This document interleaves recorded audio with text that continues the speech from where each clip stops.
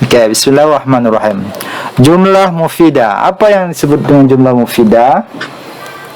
Adalah diterjemahkan dengan kalimat sempurna. Ya, kalimat sempurna. Kalimat sempurna. Jadi jumlah mufidah, susunan dia terdiri dari dua kata atau lebih. Dua kata atau lebih yang mempunyai pengertian atau maksud yang lengkap atau sempurna, sehingga dapat memuaskan orang mendengarnya, atau dapat orang yang mendengar itu dapat memahami perkataannya sampai maksud dia. Itu contoh biar kita mudah faham. Syarat jumlah mufidah. Jumlah mufidah memiliki dua syarat.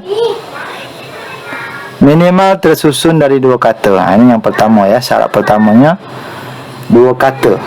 Minimal dua kata atau minimum dua kata.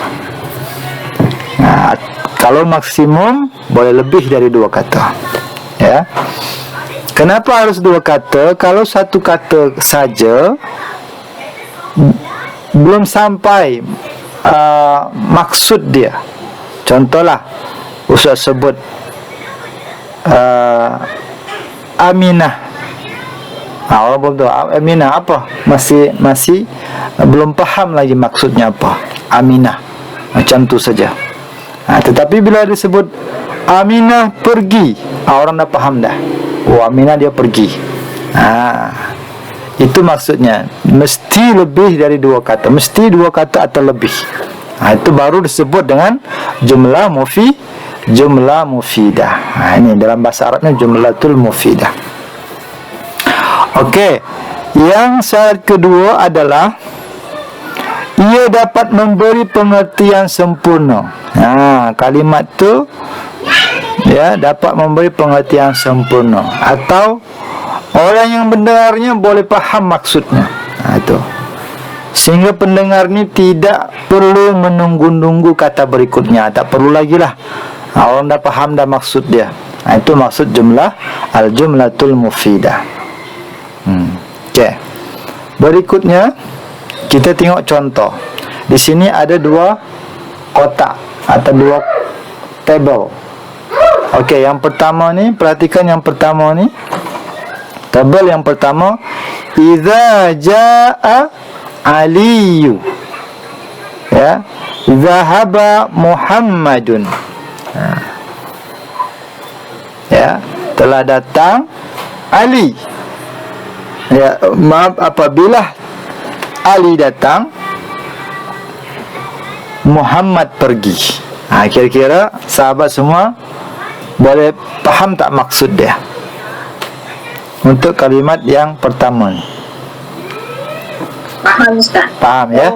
Artinya begini, apabila Ali datang, kan, maka Muhammad pun pergi. Artinya mereka ni yang dahulu tiba adalah Muhammad, tetapi ketika Ali datang, Muhammad ni pergi. Tak tahu pasal dia pergi saja. Mungkin dia ada hal apa, nak buang hajat atau macam mana, kan. Begitu, orang sudah faham. Tetapi berbeza dengan kalimat kedua dia. Perhatikan, ini kalimat lebih dari dua kata, tetapi tidak mencapai maksud. Apabila Ali datang, orang masih tanya, walaupun dia ni ada kata kerja, ada fa'il dia, ada fi'il dia, tapi orang masih belum faham lagi. Ini belum dikatakan kalimat sempurna. Walaupun dia lebih dari dua kata. Yang dinamakan kalimat sempurna, maksud dari perkataan tu orang boleh faham. Tak perlu tanya-tanya lagi. Macam ni kan ada soalan muncul. Apabila Ali datang, apa maksudnya? What do you mean? Apa maksud dia? Kan? Iza ja Aliyu, apabila Ali datang, tak sampai lagi maksud daripada kalimat tersebut. Ini bermakna inilah kalimat yang sempurna ini. Yang ini belum dikatakan al-jumlatul mufidah. Okey. Pembagian jumlah mufidah. Kita pindah. Ini sampai sini faham untuk syarat ini? Syarat untuk membuat kalimah mufidah ini? Faham ya? Alhamdulillah. Ini perlu diingat nih. Syarat dia minimal tersusun dari 2 kata dan memberi maksud yang sempurna. Okey. Kemudian berikutnya pembahagian jumlah mufidah. Ada pembahagian dia ya. Terbahagi menjadi 2. Jumlah fi'liyah, jumlah ismiyah. Apa itu jumlah fi'liyah? Yaitu kalimat sempurna yang diawali oleh fi'il. Ini jumlah dia aja. Ya. Jumlah fi'liyahnya diawali dengan fi'il. Contoh, Zahaba Muhammadun. Okey, dari sisi syarat tadi sudah memenuhi belum? Sudah memenuhi tidak? Sudah ya. Terdiri dari 2 kata atau lebih dan mencapai maksud. Muhammad pergi. Dah faham dah. Oh, Muhammad ni pergi. Ya. Okey. Contoh yang kedua, Ja'a Aliyun. Ali datang. Orang dah faham dah. Ya. Ali datang. Mengapa disebut al-jumlatul fi'liyah? Di sini ada kalimat fi'il, fi'liyah. Ini bermaksud bahawa jumlah ini, kalimat ini ada ya diawali dengan fi'il. Nampak tak di awalnya? Zahaba. Apa tidak zahaba? Pergi. Zahaba ni fi'il apa? Madhi, mudhari'? Ya, fi'il madhi. Sama ada dia fi'il madhi atau fi'il mudhari', yang pasti diawali dengan fi'il. Maka itu sudah disebut dengan jumlah fi'liyah. Macam mana pula dengan jumlah ismiyah? Tadi fi'liyah, iaitu diawali dengan fi'il. Kemudian jumlah ismiyah, kita nampak di sini keywordnya isim, ismiyah. Kalimat yang sempurna diawali oleh isim. Isim. Kita sudah belajar isim kan? Isim ada isim nakirah, isim ma'rifah, isim muzakkar, isim muannas. Itu penting kita belajar isim tu. Apabila perkataan di awal dia ni, perhatikan al-madrasatu, apakah ini isim atau fi'il? Isim. Di mana kita tahu isim? Kerana dia ada tanda isim di situ. Apa tanda isim? Ada alif, ada alif lam, pandai. Ada ta marbuta. Maka inilah yang disebut dengan jumlah ismiyah. Kerana didahului dengan isim. Al-madrasatu kabiratun. Apa artinya? Sekolah itu besar. Perhatikan kalimat al-madrasatun tadi. Okey. Dari sisi jenis isim, al-madrasatun ni isim apa namanya? Muzakkar, muannas? Muannas, ya. Okey. Muannas ya. Kabiratun muannas. Apa tanda dia? Ada ta marbuta dia. Kemudian al-madrasatu muannas, nakirah, ma'rifah. Ma'rifah. Apa tanda ma'rifah? Ada alif lam. Ya, ada alif lam. Kabiratun nakirah, ma'rifah. Nakirah, ya. Tidak ada alif lam dan dia bukan nama manusia, nama tempat atau nama daerah. Jadi dia adalah isim nakirah. Jadi inilah disebut dengan jumlah ismiyah. Apakah al-madrasatu kabiratun ini sudah memenuhi syarat jumlah mufidah? Memenuhi syarat jumlah mufidah tidak? Sudah ya. Apa yang pertama syarat dia? Terdiri dari 2 kata atau lebih. Yang kedua, syarat yang kedua, memiliki ayatnya yang sempurna. Ya, iya. Memberikan kepahaman. Sekolah itu besar. Dah faham dah. Begitu juga kalimat sesudah ini, al-masjidu kabirun. Kalau yang sebelah sini tadi muannas, kayak ini jenis kalimat muzakkar. Inilah tujuan kita belajar muannas muzakkar, ya. Kemudian nakirah ma'rifah. Coba tengok bermakna bila kita nak buat kalimat jumlah ismiyah, maka mulailah dengan isim ma'rifah. Nampak tak isim ma'rifah di depan? Barulah anak kalimat dia isim nakirah. Penjelasnya adalah isim nakirah. Itu syarat untuk membuat jumlah ismiyah, ya. Kalau yang jumlah fi'liyah tadi di awalnya fi'il. Kalau ini di awalnya isim. Isim apa? Isim ma'rifah. Itu. Dari sini dapatlah kita, ya, memahami struktur bahasa Arab. Kalaulah kita tengok di dalam Al-Quran itu, bila ada fi'il didahului dengan fi'il, maka boleh dikatakan itu adalah jumlah fi'liyah. Tetapi di tempat yang lain di dalam Al-Quran kita tengok, wah ini diawali dengan isim, boleh jadi ini adalah jumlah ismiyah. Jadi tidak lari daripada 2 jumlah ini. Ya, tidak lari. Bahasa Arab ni tidak keluar daripada 2 bentuk jumlah ini. Jumlah fi'liyah, jumlah ismiyah. Kalau dia bukan jumlah fi'liyah, bermakna dia masuk kepada jumlah ismiyah. Kalau jumlah fi'liyah, mesti ada fi'il di dalam dia. Kalau jumlah ismiyah, mesti tidak ada fi'il dalam dia. Dia adalah terdiri dari isim saja semua. Maka nanti kita akan mempelajari 2 struktur ini, jumlah fi'liyah dan jumlah ismiyah. Okey, sampai di sini boleh faham tak jumlah mufidah ini? Kita boleh buat kalimat. Sudah boleh buat kalimat ni, ya. Dengan catatan tadi saya apa yang surat Islam tu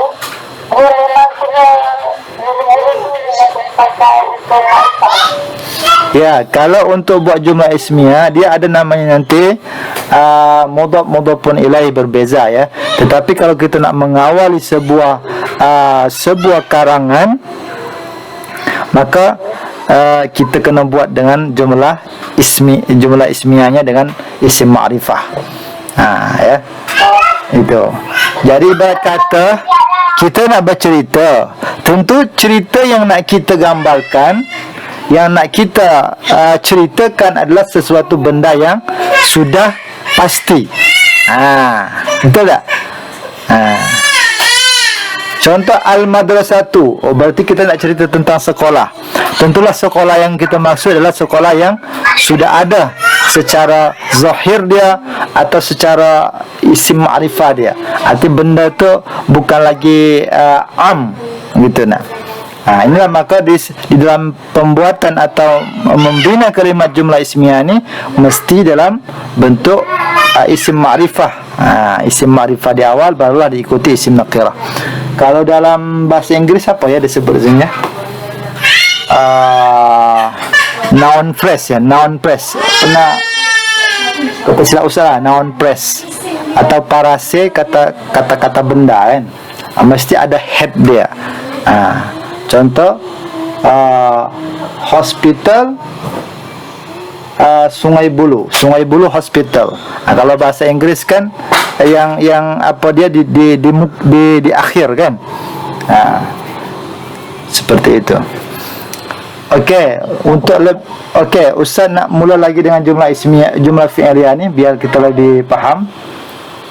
Okey, jumlah fi'liyah adalah tersusun dari dua kata atau lebih, ya, diawali dengan fi'il. Kata kerja, fi'il. Okey, fi'il mungkin kita boleh tengok kita dalam kamus.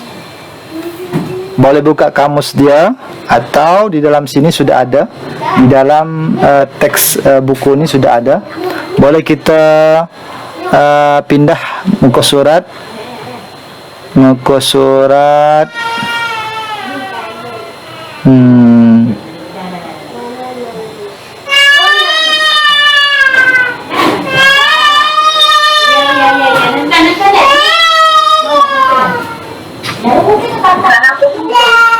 Hah? 67. Muka surat berapa, Kak? 7. 61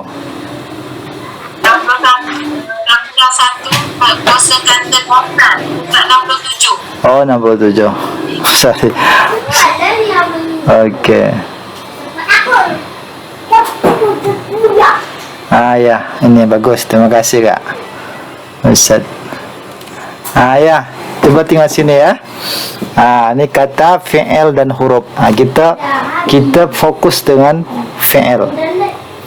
Okey, inilah susunan daripada kalau kita nak buat jumlah fi'liyah, mesti kita dapatkan fi'ilnya dahulu. Fi'ilnya dahulu ya. Okey, kita tengok ni ada fi'il, ada 10. Okey, ada 10 yang fi'il madhi dan mudhari'. Okey, perhatikan angka 1 dan 10 itu. 1 hingga 10. Nah, kalau Ustaz suruh coba buat kalimat jumlah fi'liyah, bermakna kita kena cari fi'ilnya dahulu. Contoh, Ustaz nak contoh pilih akalah. Akalah ni bermakna telah makan ya, makan. Akalah. Tentu kita mesti tahu kalaulah kata kerja dia, fi'il dia makan, mesti kita cari fa'il dia. Betul? Fa'il tu pelaku dia. Siapa pelaku yang makan? Okey, kita buatlah siapa yang nak kita buat. Ya, Rosma ke, Najib ke, Muhyiddin ke, kan? Contohlah. Hanya kita buat. Maka kita mula dulu dengan fi'il.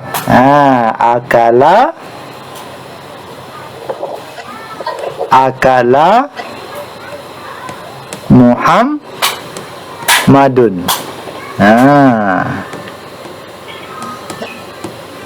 Apakah ini sudah disebut kalimat jumlah fi'liyah, jumlah mufidah?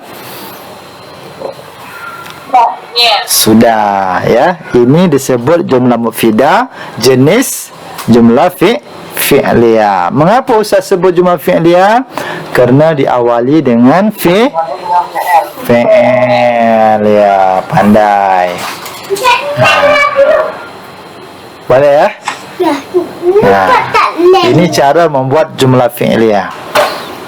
Ini sudah disebut dengan jumlah mufidah kerana kalimat ini sudah sudah sampai kepada kepahaman atau maksudnya Muhammad telah makan. Okey, contoh yang lain. Kita buat lagi. Syariba, telah minum. Apa artinya? Cuba buat contoh. Syariba. Iya, syariba Muhammadun. Boleh, Muhammadun saja boleh, atau nama sendiri pun boleh. Syariba Muhammadun. Muhammad telah minum. Kan mudah. Ini namanya jumlah fi'liyah. Yang ini fi'il, yang ini fa'il dia, pelaku dia. Inilah disebut jumlah fi'liyah atau al-jumlatul mufidah jenis fi'liyah. Ya. Okey, seterusnya. Coba nombor 3, siapa nak try? Nombor 3. Buat contoh nombor 3. Ya, sila. Iya, jalasa Ahmadun. Artinya, ya, Ahmad telah duduk. Ini namanya jumlah fi'liyah. Nombor 4. Coba contoh jumlah fi'liyah. Ya.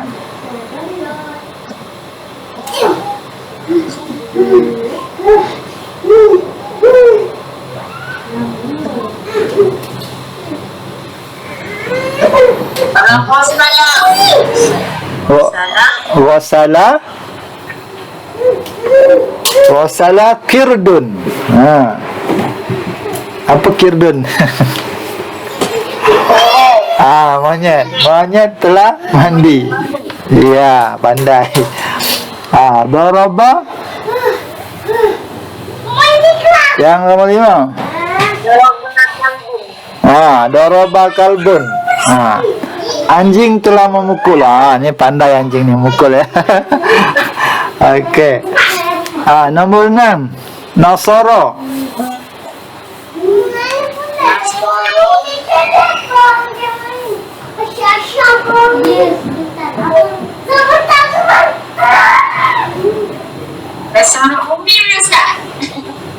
Ummun. Ummi boleh. Ummi ibu ya boleh. Nasara ummi. Ibu saya telah menolong. Boleh? Nombor 7. Try. Akhaza. Ayo ni, ada ramai ni. Ada. Mana suaranya ni? Saya.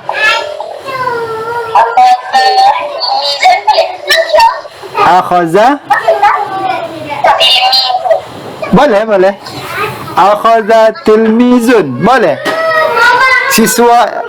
Siswa telah mengambil.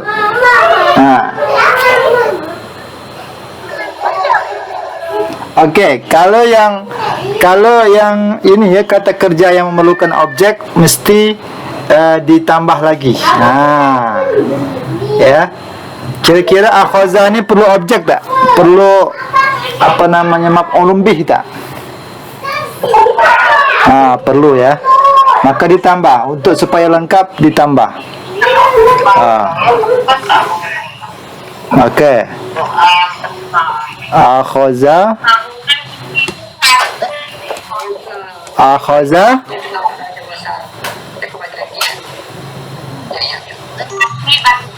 Tilmizun.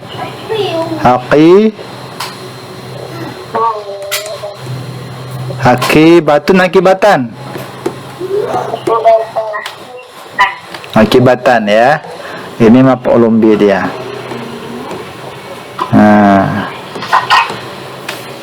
Siswa telah mengambil beg dia. Itu pandai, bagus. Ini namanya jumlah fi'liyah. Okey. Macam mana pula kita nak buat jumlah ismiyah?